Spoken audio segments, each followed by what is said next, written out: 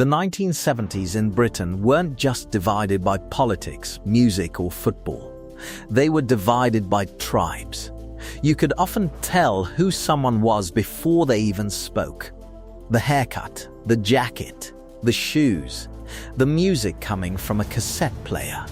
Every youth group had its own identity, its own rules, its own attitude toward the world. And there's one near the end of this list that caused complete panic among parents and newspapers at the time, but today almost feels forgotten. Here are 10 British youth groups of the 1970s.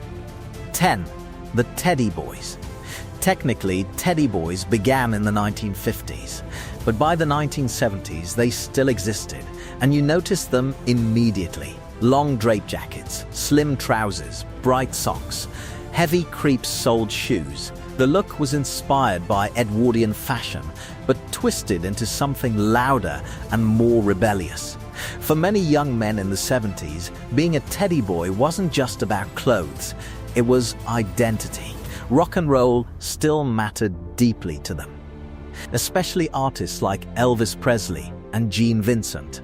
Dance halls and rock and roll nights still attracted loyal teddy boy crowds, even as newer youth cultures appeared around them. Here's what's interesting. Britain's teddy boy movement is often considered one of the first true post-war youth subcultures anywhere in the world. Long before punks or skinheads, there were teddy boys. And even 20 years later, newspapers still linked them with rebellion and juvenile delinquency. But younger teenagers wanted something louder, something brighter. 9. Glam rock fans. By the early 1970s, glam rock exploded across Britain. Suddenly, everything looked brighter.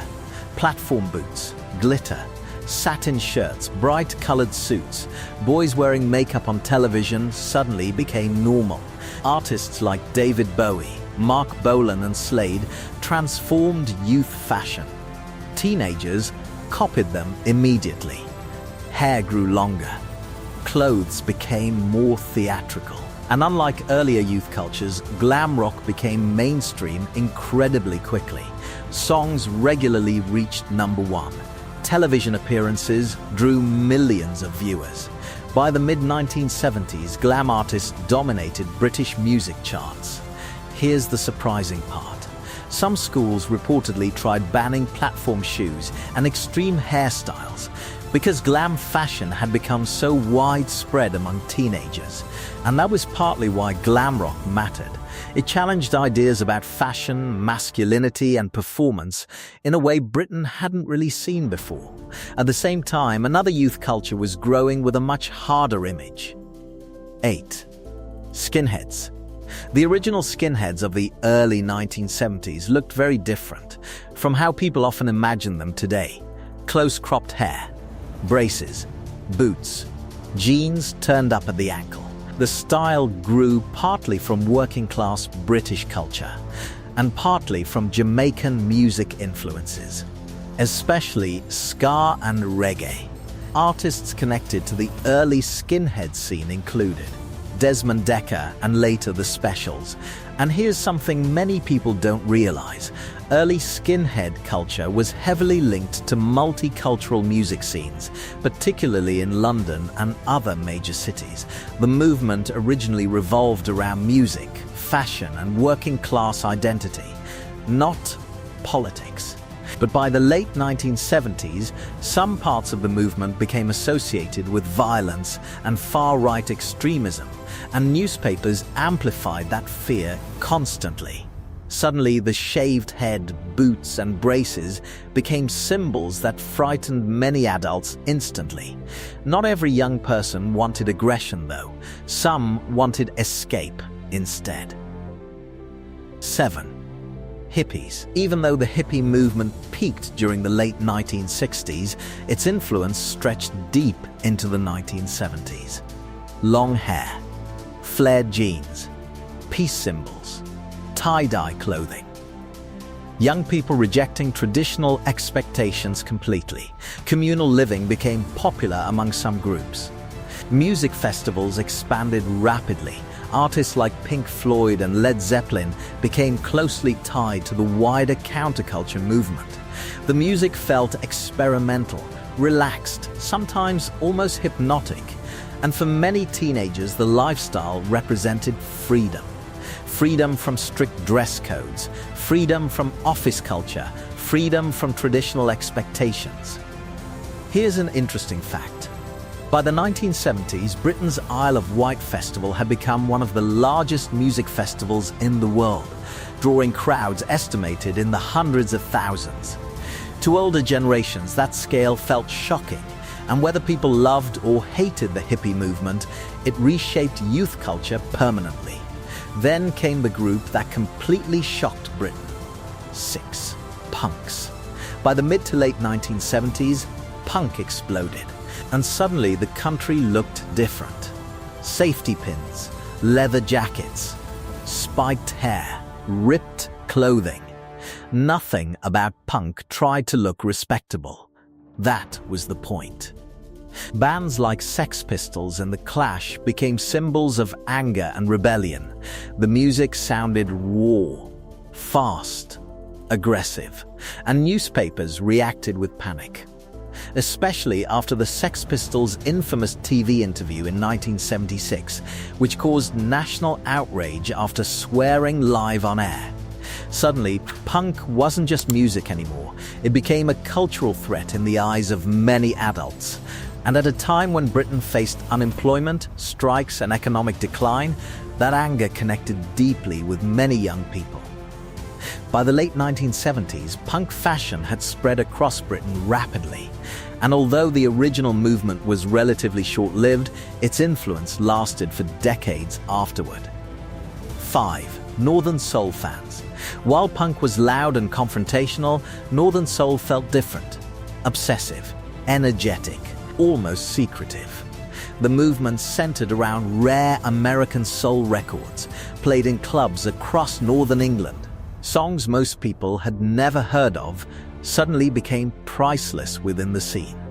Young fans traveled huge distances for all-night dance events, baggy trousers, loose vests, fast-spinning dance moves. Venues like Wigan Casino became legendary, not glamorous, but iconic. The atmosphere mattered more than appearances. Here's the remarkable part.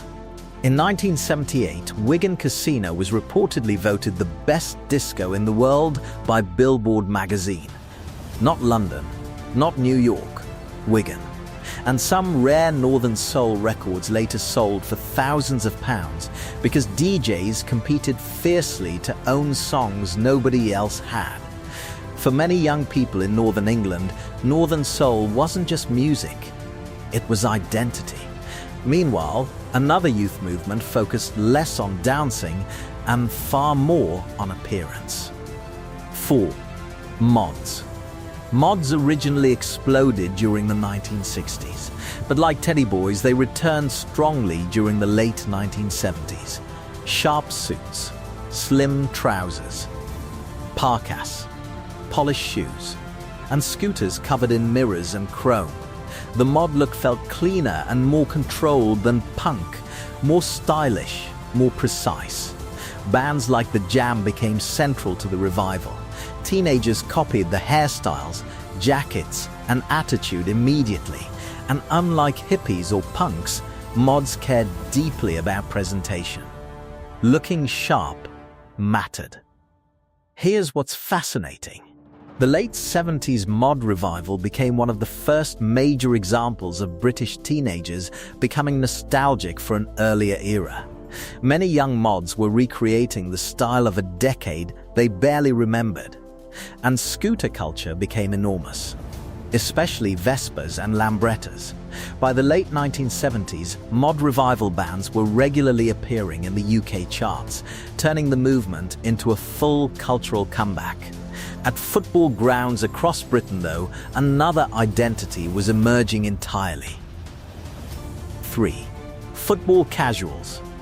By the late 1970s, football culture was changing. Young supporters wanted to stand out from traditional fans, so a new look emerged. Cleaner, more expensive, more subtle, designer sportswear, tracksuit tops, European trainers. The goal wasn't obvious uniforms, it was status, knowing which brands mattered, and wearing clothes most people couldn't get. Here's the interesting twist. Many football casual trends began after British fans travelled abroad for European matches and returned wearing brands unavailable in the UK. Labels like Sergio Tacchini, Fila, and Lacoste became symbols of identity. And unlike earlier youth groups, the casual look didn't immediately scream rebellion.